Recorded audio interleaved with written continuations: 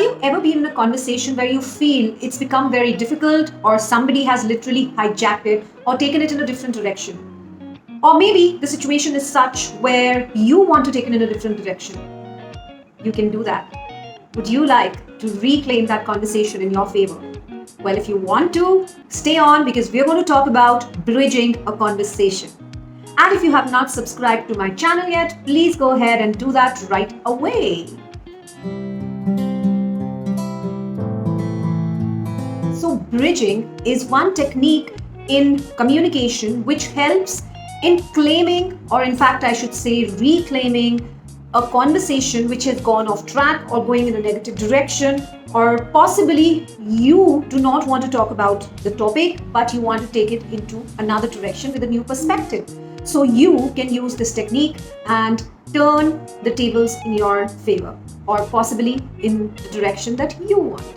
So let's talk about it. You might have noticed several instances where few famous personalities are being interviewed and a question is being asked, but they turn it around and answer it differently. That is bridging. So sharing with you quick tips how you can manage a conversation like that through bridging.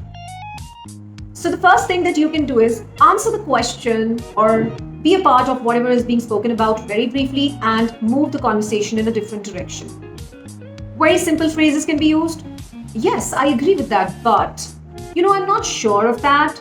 I have a different perspective. Let me share that with you. Using sentences like this, you'll be able to steer this whole conversation in a different direction. Coming to the second one. Now here, ask the question and answer it yourself. Suppose you're having a conversation about issues at workplace. So you can partially agree and say, yes, I agree with that. But the question is, what are we going to do for it? And then talk about what is it that you can do. Give the answer to this question yourself. So what is going to happen? You would have taken the conversation into a direction that you would want the others to listen to. The third is very simple. Just redirect the conversation into something that you want to speak about. You can say something like, I think I would like to talk about something I'm familiar with, because this is not what I know too much about. Be honest, be truthful, take the conversation into a different direction. And the fourth one can be difficult if you are somebody who is very much opinionated.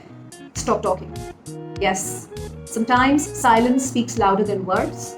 And if you do not know much about the topic, you do not want to take it into another direction, you do not want to carry on that conversation, very politely and thoughtfully, be quiet, pause for a while, think about it, and see how is it that you can carry that conversation forward.